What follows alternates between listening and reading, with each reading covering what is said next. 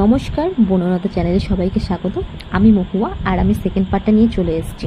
4টে কুড়ির মধ্যে একটা কুড়ি ফুটছে আর 3টে কুড়ি এখনও বাকি আছে। আশা করছি পরের দিন ফুটে যাবে। আর আমি যখন গেছিলাম তখন 6:30 বাজে, ফুলটা ফোটেনি। 8:30টার দিক করে টোটালি ফুলটা ফুটে গেছে, কারণ হচ্ছে সকাল থেকে সারা দিন বৃষ্টি হয়েছে। আর ফুলটা ফোটার পর চারিদিকে গন্ধে মমা করছে, হাওয়াতে ভেসে আসছে সেন্টটা, ঘরময় পুরো সেন্টে ভরে গেছে। আর দেখেই বুঝতে পারছেন কতটা বড় ফুল, যেরকম ড্রাগনের ফুল হয় সেরকম।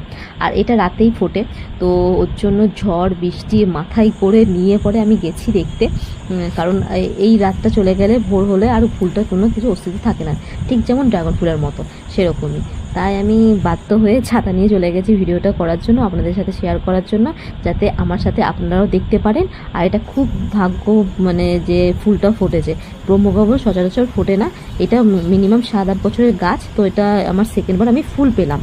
তো সেটাই কারণে আপনাদের সাথে শেয়ার করছি। এই ধরনের ভিডিও পাওয়ার জন্য আমার চ্যানেলটা সাবস্ক্রাইব করবেন আর পাশে থাকবেন।